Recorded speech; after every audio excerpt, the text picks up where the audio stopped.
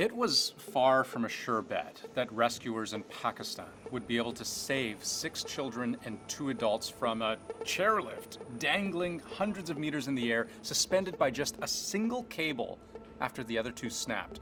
But they did it.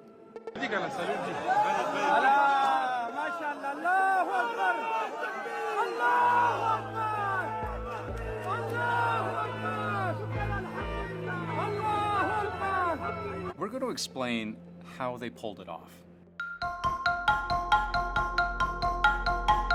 Now, there are a few things that immediately made this operation an uphill battle from the start.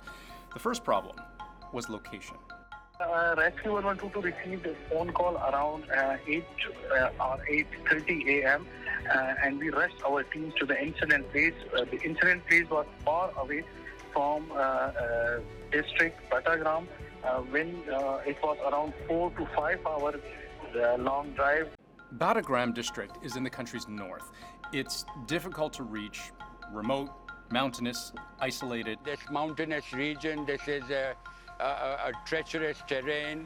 There are mountains on both sides. The cable car is dangling over a river and a forest down below. So small communities often rely on these cable cars to ferry people between villages. But you can see that they are common, and the mountainous terrain, it is the best way. This is described as a very beautiful region, but very difficult to get around. And in this case, the kids on board were simply heading to school.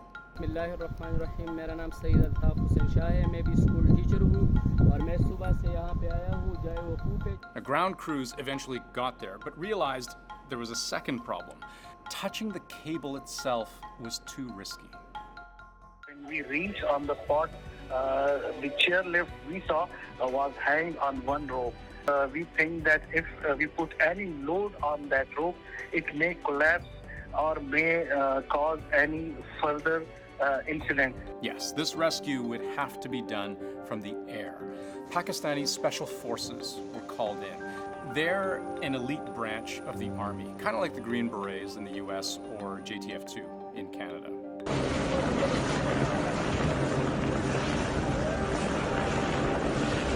They're trained in reconnaissance, counterterrorism, and hostage rescue.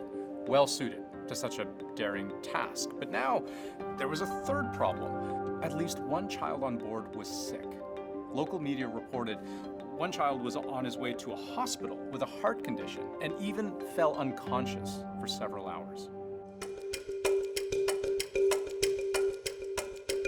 Military helicopters and commandos have begun a rescue operation to free 8 people. That includes 6 children who are stuck in a cable car. Now, one big issue with any kind of helicopter rescue is figuring out what impact the blades of the rotor will have. Because when they're spinning, they create tremendous downwash, which is basically just the air being pushed down. And that's what creates lift, right? Allowing the helicopter to fly. But when the helicopter pilot tried to get close, witnesses said the cable car started shaking. Now, it's a tricky rescue to pull off because, of course, the rotor of the helicopter can affect this delicate situation. The cable car here, as you can see, hanging by just one side. The pressure from those choppers that may be adding to the difficulty here. And here's the other thing that made this so tricky. It was an out-of-ground effect rescue. What does that mean? Well, normally when a helicopter rescues someone on dry land or on water, that surface reflects the air being pushed at it back up. And that kind of creates this nice little air cushion. It's called the ground effect, and that helps the helicopter hover more efficiently. When there's no ground, you don't get that benefit. You're less efficient, you drain more fuel, and you need more power to stay in one place. The pilot would have needed to take all of that into account. ये chairlift जो है लटका हुआ है सुबह से 3 helicopter आए और उन्होंने 40-45 मिनट तक उन्होंने ऑपरेशन किया लेकिन नाकाम रहे. Eventually they were able to deliver supplies to the cable car, so food, water, medication. But rescuing the people themselves would be a whole other challenge. A hoist rescue is what you do when there's nowhere for the helicopter to physically land. There's this great video by a French company called Petzl. They make climbing and caving gear, but They show you how this type of rescue can work. You hover, lower a rope, secure it to the people you're rescuing, and then just haul them up one by one. There are lots of ways to do this, including, having one of the rescue crew travel up and down to help secure each passenger. Remember, the thing about this cable car is that it's hanging so precariously, and it's not even fully enclosed, by the way. If it unbalances, the people inside could literally just fall right out. So they decided to just drop a rope. According to reports, the people inside affixed it to a child's belt, and then they started pulling.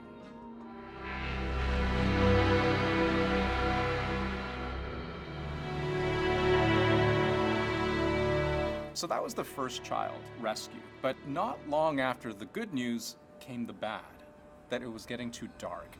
It's just flat out dangerous to do this kind of mission when you can't see. And combining that with the strong winds meant that those helicopters had to turn back. Now realize, this is where information we have is murky, because the situation is so fluid and there are very few reporters on the ground. Both Reuters and the BBC say as many as 4 children may have been rescued before helicopters turned away, but the others may have had nothing to do with helicopters at all. Remember those ground crews? They took hours to arrive and it wasn't clear how much they'd be able to help. Well, it turns out they did help put a plan together.